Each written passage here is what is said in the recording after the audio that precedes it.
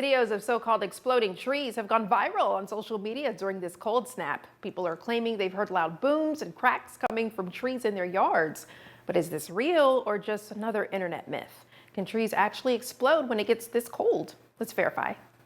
It sounds like something out of a movie. Trees exploding in extreme cold, but recent viral videos have homeowners worried about the trees in their own yards. When temps plunge, you might hear unusual sounds coming from nearby trees, loud cracks that can sound like gunshots or even explosions. So, can trees really explode in extreme cold? Let's verify. Today, our source is the Britannica Encyclopedia. Here's what we found. According to Britannica, extreme cold can cause a dramatic reaction in trees. It's similar to what happens when you leave a soda in the freezer. Water freezes and expands. When temps drop quickly, like what we saw over the weekend, the water and sap inside a tree can freeze fast. As that liquid turns to ice, it expands and the pressure can cause the wood to split. This rapid expansion puts so much pressure on the tree that it ruptures, creating what's called a frost crack, producing a loud bang that may sound like an explosion or gunshot.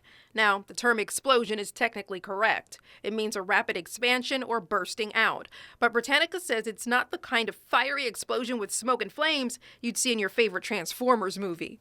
Experts say these events happen more often than we realize. They can be loud, but they're usually not dangerous. So if you're in the woods, you don't have to worry about chunks of trees flying at you. But that doesn't mean these frost cracks are harmless. Splits in branches and trunks can cause parts of the tree to fall into power lines, cars, homes, and even people walking outdoors. And when winter thaws into spring, those cracks give insects, fungi, and bacteria an easy path into the tree's inner parts, which can threaten its long-term health and stability. You probably won't see trees exploding like fireworks, but the phenomenon is real and can create hazards during and after extreme cold. So we can verify that yes, trees can explode in extreme cold. It's just not as dramatic as social media might make it seem. And if you have something you want us to verify, text us at 256-382-2692. Picture this. You wake up to a sheet of ice covering your driveway. The roads are slick, schools are closed, but your boss still expects you at work. Severe weather in Alabama can turn a normal commute into a dangerous one, sometimes making travel feel nearly impossible. So if you decide it's not safe to leave home, you might be left wondering, can you be legally fired from your job if you don't show up during severe weather? Let's verify. Our sources are the Alabama State Bar, the Alabama Department of Revenue Employee Handbook, and the Alabama Employment Laws. Here's what we found. To understand your rights during severe weather, we first need to understand how employment works in Alabama. Alabama is what's called an at-will employment state. That means your employer can terminate you for any reason, for no reason, or even for a bad reason, as long as it doesn't violate discrimination laws. So the real question isn't just whether your employer can fire you for missing work during severe weather, it's whether that reason would be legal or illegal. Let's start by looking at who does have clear protections. If you're a state government employee, there are specific rules you need to know. According to the official state employee handbook, state workers are only excused from reporting to work during severe weather if one of three things happen. 1. The governor declares state offices closed in your area or statewide. 2. Your mayor or local official declares the area where your office is located or where you live closed. Or 3. The Department of Public Safety or law enforcement closes the highway you normally use to get to work. If none of those three official declarations are made, state employees who don't show up have to use their annual leave or could face disciplinary action.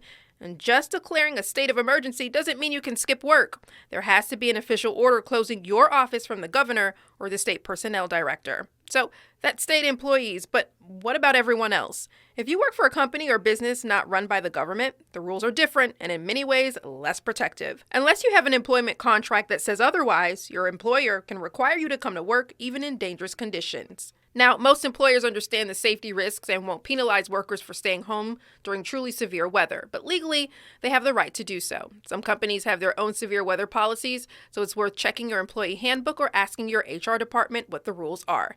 And if you decide to stay home during severe weather, document the conditions. Take photos of the roads, check for official weather warnings, and communicate with your employer as soon as possible. So we can verify that yes, in Alabama, you can legally be fired for not showing up to work during severe weather, unless you work for the government and there's an official closure or your contract gives you protections.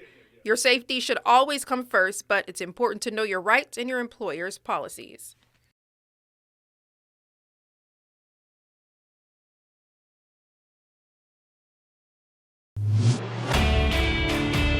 The 2026 governor's race heating up, and we hear a lot of talk about who can and can't run for Alabama's top office.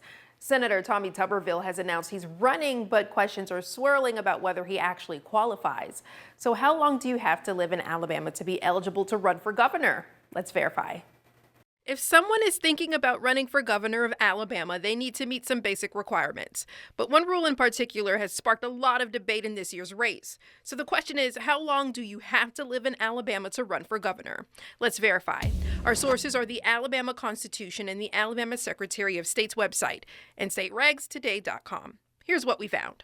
According to Section 117 of the Alabama Constitution, candidates for governor must be at least 30 years old, a U.S. citizen for at least 10 years, and a resident citizen of the state at least 7 years next before the date of their election. But here's where it gets tricky. The Constitution doesn't specify whether those 7 years have to be consecutive or if they just need to add up to 7 total years. Some legal experts say it means 7 consecutive years, and others argue it means 7 total years of residency at any point before the election. The Constitution doesn't spell out which interpretation is correct. This debate is playing out right now in the 2026 race, with questions raised about Senator Tommy Tuberville's eligibility based on his property ownership in both Alabama and Florida. But beyond the time requirement, there's another important question: what actually counts as residency? Now, if you're asking how long you have to live in Alabama to be a resident, the answer actually varies depending on what you're talking about. For example, to vote in Alabama, there's no minimum time requirement. You just need to be a bona fide resident with intent to stay. But for in-state college tuition, you need 12 consecutive months of continuous residence. And for filing for divorce, you need 6 months of continuous residency. What all these have in common is the concept of legal domicile. According to state regs today in Alabama, domicile isn't just about how long you've been here, it's about where you intend to make your permanent home combined with physical presence. So just owning a house in Alabama or being registered to vote here isn't automatically enough to establish domicile. Alabama looks at several factors to determine your domicile: where your driver's license is issued, where your cars are registered, where you pay state taxes, which house you claim for a property tax break, and most importantly, where you actually spend most of your time. So we can verify that the Alabama Constitution requires 7 years of residency to run for governor, but it doesn't specify whether those years must be consecutive or just add up to 7 total years. If you have something you want us to verify, text us at 256-382-2692. Winter temps here to stay for a while, and we're hearing a lot about how to protect your pipes from freezing. We've seen a viral claim online that you can protect your outdoor spigots by putting styrofoam cups over them. But does this hack actually work, or could it leave you with burst pipes? Let's verify. Burst pipes can be a nightmare for homeowners, leading to thousands of dollars in water damage. So when people see a simple tip, like using a styrofoam cup to protect outdoor spigots, they want to know, does it really work? So can you use a styrofoam cup to protect your outdoor spigots from freezing? Let's verify. Our source is Keith Scott, owner of Scott Plumbing. Here's what he had to say. Styrofoam cup acts as an insulator. It traps a pocket of air on the inside, and then the styrofoam itself acts as a windbreaker to keep circulation of cold air and wind off the pipe. So what items do you need and how do you set it up? Styrofoam cup, stick, pen, pencil, rubber band, or a string. You're going to take your styrofoam cup, poke a hole in it, feed a rubber band or a string, attach it to the faucet, tighten it up, secure it, try to get all the air gaps out, and that's pretty much it. This is meant for in a pinch to get you by, mild winter conditions. Scott says other methods of protecting your spigot include obtaining a frost-free faucet to cut the water off behind it or install a shutoff for the spigot. We also recommend that you disconnect all garden hoses from your outdoor spigots before freeze. If you leave a hose attached, water can get trapped in the line and freeze, which can cause the pipe to burst even if you have a cover on it. So we can verify that yes, a styrofoam cup can help protect an outdoor spigot from freezing by acting as a simple insulator and blocking wind. But experts say it's only a temporary fix, not enough for long stretches of freezing or extreme cold. If you have something you want us to verify, text us at 256-382-2692. With temperatures across Alabama dropping as this week goes on, many dog owners are asking, how cold is too cold for your dog? We verify. Winter weather can be dangerous for our four-legged friends, and with all the conflicting advice out there, you might be confused about when it's safe to let your dog outside. So at what temperature is it too cold for dogs? Let's verify. Our sources are the American Veterinary Medical Association, Fetch.com, and Chewy Pet Health. Here's what we found. According to the American Veterinary Medical Association, dogs should be kept inside during cold weather. The belief that they're more resistant to cold than us humans because of their fur is untrue. According to Fetch, when temperatures drop to 45 degrees or below, small or medium-sized dogs with thin coats may be at risk. Puppies, seniors, and dogs with health conditions may feel uncomfortable. At 32 degrees, Chewy says most dogs begin to be at risk for cold-related health problems like hypothermia and frostbite. When it hits 20 degrees or lower, Fetch says all dogs are at higher risk, even breeds that usually handle cold well, like huskies, need close monitoring and limited time outside. But it's not just about the thermometer. Your dog's individual characteristics matter too. Dogs with thick, double coats are better equipped for cold weather, while thin-coated breeds like greyhounds and chihuahuas may be affected more quickly. The size of your dog also matters because smaller dogs tend to lose body heat faster.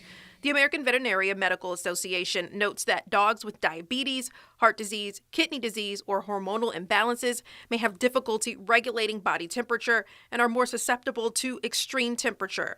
So how do you know when your dog is too cold?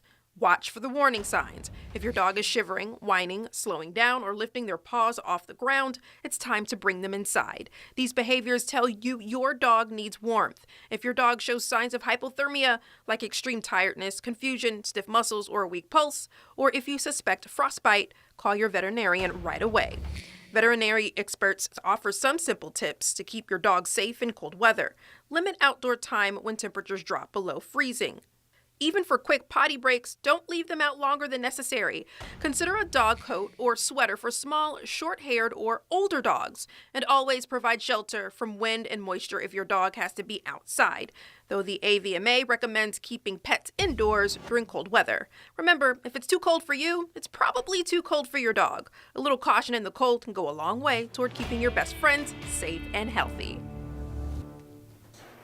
If you have something you want us to verify, text us at 256-382-2692. Did you know that you can get weather impact updates 24/7 on Fox 54 Plus? Here's how. Go to Fox 54 Plus on your Roku, Fire TV, Apple TV, or Samsung.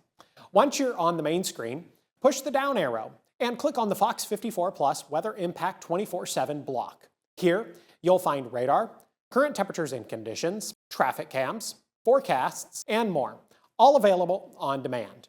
Want to get back to the main channel? Just push the down arrow and click on the 24/7 stream button. It's your weather impact updates 24/7 on Fox 54 Plus. Start streaming today. Fox 54 Plus has your news, sports, and weather. Start your evening with Fox 54 at 5:30, delivering the latest headlines and live reports straight from the scene. Then, stay informed with Fox 54 News at 9, featuring your Tennessee Valley certified most accurate weather impact team, tracking everything from tornado threats to traffic delays during severe weather. Fox 54 Sports Extra brings you more of what sports fans crave, with deeper insights, expert analysis, and all the action that matters most. On Fox 54 Plus, you'll also find Alabama politics, plus 24/7 weather radar and real-time forecasts to keep you ahead of the storm. Looking for a quick recap? Don't miss Fox 54 Week in Review, highlighting the biggest stories of the week. Jumpstart your morning with Morning Rush. Fast-paced news updates featured with uplifting stories from across the globe. Get your entertainment fix with Getting Real, where we break down movie reviews, top 10 lists, and spotlight the newest film. Die Hard fan? Locked On Sports dives deep into the Crimson Tide, the Tigers, college rivalries, and pro action. True Crime Warrior Style? Killer Cases brings you gripping real-life stories that stick with you. Hungry for more? Cooking with Style serves up mouth-watering recipes that are easy to make and impossible to resist. From movie previews before you head to the theater with Take a Look to must-know headlines from across the region and around the world with In the News. Watch all of these shows on demand and also on the Fox 54 News app, available on Android and iOS devices. streaming 24/7.